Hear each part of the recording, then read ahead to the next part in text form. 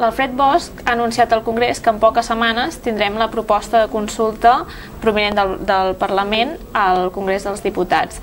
Creus que estan tan avançades les coses en el si del consens de la pregunta com per anunciar això?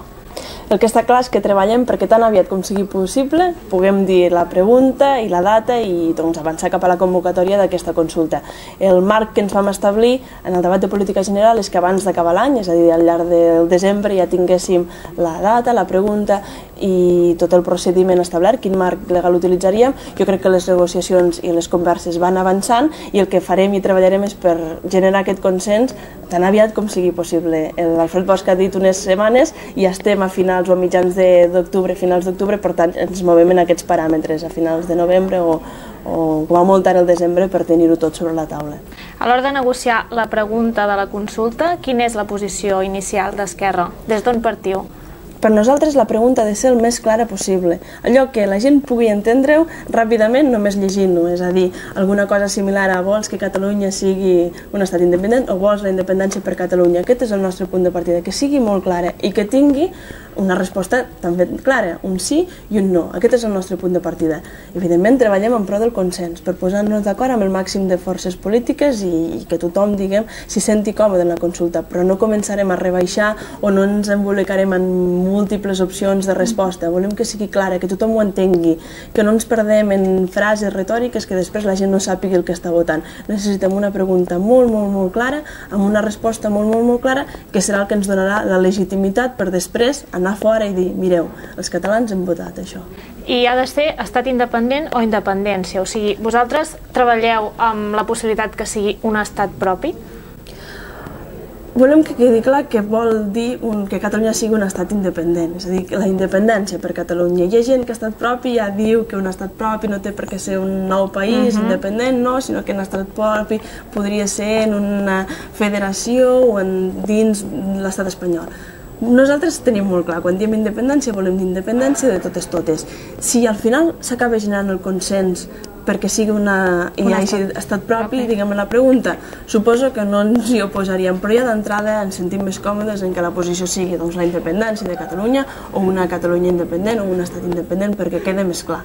Però treballem, i torno a repetir, en pro del consens i de posar-nos d'acord.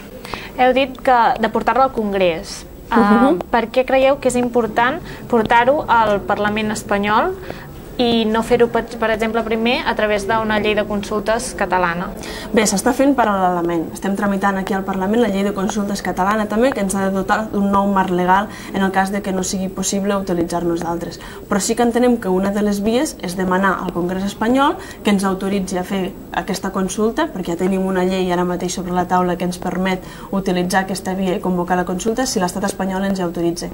I a la vegada també podríem utilitzar el mecanisme de que l'estat espanyol ens cedís les competències per fer un referèndum d'aquestes característiques, com ha passat, per exemple, entre Anglaterra i Escòcia, que han utilitzat aquest mecanisme. Per tant, Esquerra, quin mecanisme dels dos que has esmentat prefereix? El de la transferència de competències o a través de la convocatòria a partir de l'Estat del referèndum?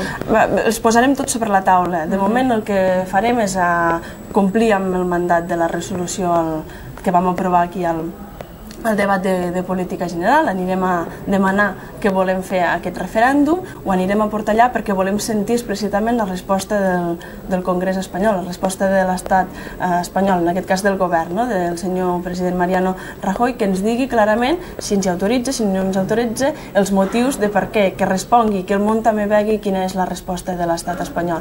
Nosaltres els anem a demanar, encara que ens puguem imaginar quina és la resposta, perquè volem que quedi clara aquesta resposta. Si hi ha d'haver un cop de porta, que ens el diguin clarament, perquè això serà un motiu més nosaltres per carregar-nos de legitimitat per després convocar la consulta amb la nostra pròpia llei de consultes que abans comentàvem, de per què no utilitzem un mecanisme o altre. Doncs bé, la llei de consultes que estem tramitant aquí al Parlament serà un nou marc legal que ens permetrà convocar-lo, fer-ho després quan la tinguem aprovada. Però necessitem carregar-nos de raons i si convé rebre tots els porta possibles per demostrar que l'estat espanyol no vol entrar a negociar amb nosaltres, no vol dialogar amb Catalunya, no està per permetre'ns aquest referèndum, aquesta consulta, i per evidenciar que no posi la democràcia sobre la taula, com sí que és el que fem nosaltres. Posem en el supòsit que es va al Congrés i es diu que no a la consulta, que es convoca una consulta via la llei catalana i que el govern espanyol la porta al Tribunal Constitucional.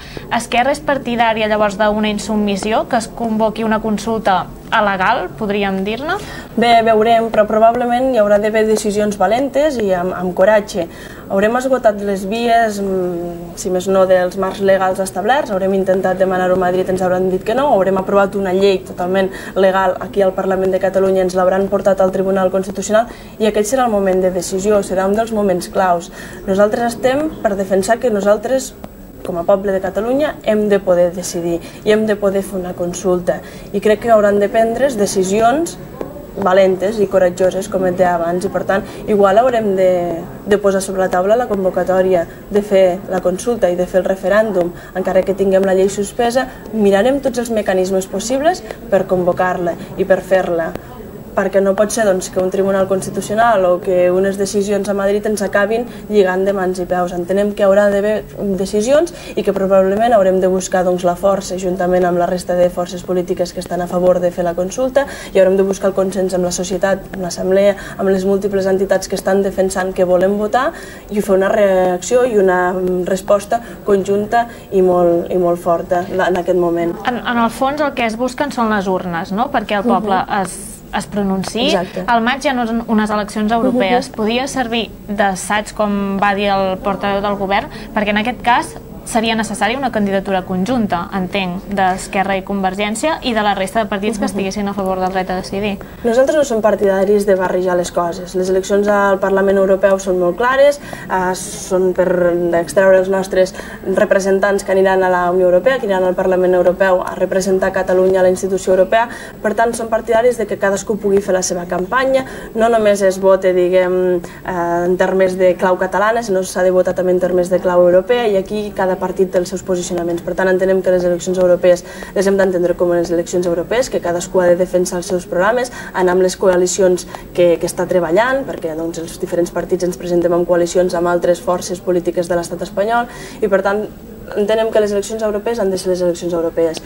Per tant, no es poden llegir en clau independentista, no? És bo que surtin al llarg de la campanya electoral per les eleccions europees temes com la democràcia, com la participació, com la consulta, però no intentem tampoc barrejar les coses. Per nosaltres una cosa són les eleccions europees i l'altra és la consulta. No intentem barrejar, perquè si no també estem traient-li força i desprestigiant un acte tan gran i tan important com és una consulta, com és un referèndum per votar sobre la independència de Catalunya.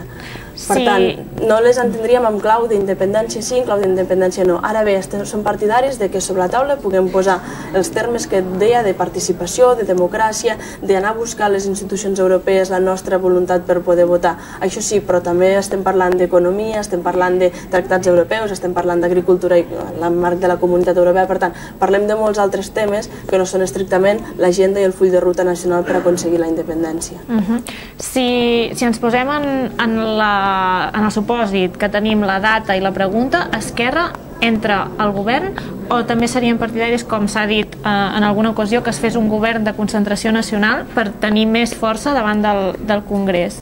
Nosaltres hem comentat ja en diverses ocasions que estaríem disposats a entrar al govern quan hi hagi una pregunta, quan hi hagi una data clara i una convocatòria feta, per tal de blindar aquest procés, per tal de donar-li el màxim de força possible, és a dir, perquè res pugui passar que faci trontollar la convocatòria i, per tant, el dia de la votació de la consulta. Estem disposats a, per tant, d'això n'haurem de parlar, però que necessitem data i pregunta i la convocatòria d'aquest referèndum. De moment encara no hi és. Veurem què és el que passa. Nosaltres estem disposats a blindar totalment aquest procés i, evidentment, a fer extensiu que aquest blindatge pugui ser fet pel màxim de forces polítiques. Un govern de concentració en un moment tan important en què decidirem el nostre futur col·lectiu pot ser una molt bona ocasió per fer més força davant de l'Estat i davant d'Europa per dir, ei, no només és un partit polític, no només són dos partits polítics, sinó que és moltes més forces amb el suport darrere de tota la societat que està demanant i que està blindant aquesta consulta i aquest referèndum i està blindant en el fons que el poble pugui expressar-se lliurement a través de les urnes. Però creuen que és possible un govern on també hi hagi Convergència, Unió i Esquerra, dit Unió, amb les tensions que hi ha amb el senyor Duran i Lleida? Com es faria l'equilibri, per exemple, dels consellers o de... És que potser no hi haurà d'haver equilibri entre conselleries. Estem fent moltes suposicions. Nosaltres estaríem disposats a blindar aquest govern. Igual no hi hauria repartiment de cromos, si m'ho pots dir d'aquesta manera. Igual només hauríem de fer més evident la força d'un govern, diguem, més reforçat per fer aquesta consulta. No ens posem ara a fer suposicions. El problema que pot tenir Convergència amb Unió, Unió amb Convergència, és un problema de la federació o és una qüestió de la federació entre Convergència i Unió. Ells, que es presenten precisament a les eleccions amb una coalició, tenen un full de ruta també intern, tenen el programa electoral amb el qual es van presentar i ells van presentar-se, tant Convergència com Unió, perquè anaven junts amb la proposta de fer un referèndum per l'estat propi. Fem-lo, jo crec que aquí ens hi trobem tots, el referèndum, la consulta, perquè els catalans puguem decidir lliurement. Per tant, aquí segur que ens hi trobarem. El referèndum és un punt final o és un punt de partida per una negociació posterior amb l'estat espanyol per decidir la relació entre Catalunya i Espanya? Nosaltres sempre diem que el referèndum no és l'objectiu, sinó que és, diguem, l'eina que ens ha de permetre construir aquest nou estat. El dia de la consulta, que puguem anar tots a votar, allà començarà veritablement la feina.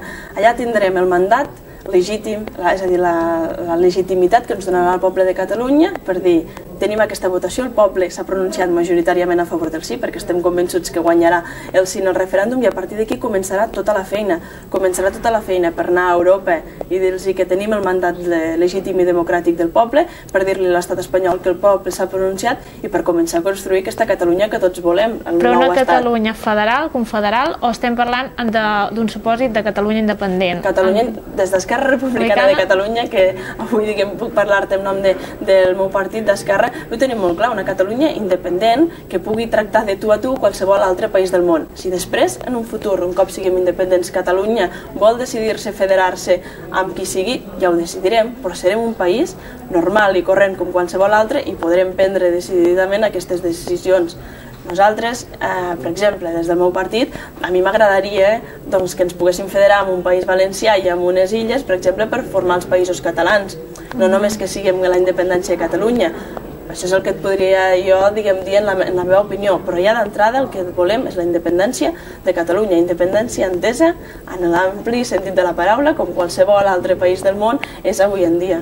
Posem que no podem fer un referèndum, hem de fer unes eleccions de caràcter plebiscitari i guanyen uns partits a favor de la independència. El següent pas és una declaració unilateral. Probablement hi haurà d'haver una declaració unilateral i probablement hi haurà d'haver una convocatòria posterior de referèndum i probablement hi haurà d'haver un procés constituent, però no vull anar tampoc més enllà, perquè el que hem de garantir és que es pugui fer aquest referèndum, perquè és la forma més clara de que la gent pugui parlar. Podríem començar a especular d'eleccions plebiscitàries el 2014, el 2015, el 2016. Podríem parlar de coalicions, d'eleccions plebiscitàries amb una gran coalició, amb cada partit lliurement. Però crec que faríem un flac favor al procés i a l'objectiu primordial que tenim ara, que és que ens puguem expressar lliurement en referèndum, en què tots puguem anar a les urnes i respondre una pregunta molt clara, com dèiem abans, amb una resposta molt clara, perquè això ho entén tot el món. Tot el món sap que és un referèndum, on hi ha una resposta de sí, una resposta de no. Unes eleccions plebiscitàries ja és més complicat. Si no es fes una candidatura conjunta, suposo que seria difícil que tots els partits les fessin, no?, plebiscitàries. Bé, això també ho diria la gent en funció dels vots i de les votacions que farien, perquè votarien probablement els partits que més clar portessin al seu programa el que volen, no? Aquí la gent, diguem, sempre té la decisió final, però torno a repetir, no m'agradaria parlar d'eleccions plebiscitàries quan abans tenim molts més mecanismes per fer i els hem d'esgotar tots. I per nosaltres el principal objectiu és aconseguir aquest mandat democràtic a través d'una consulta, que és l'eina que ens ha de permetre aconseguir la independència del nostre país i començar a construir la república catalana que volem.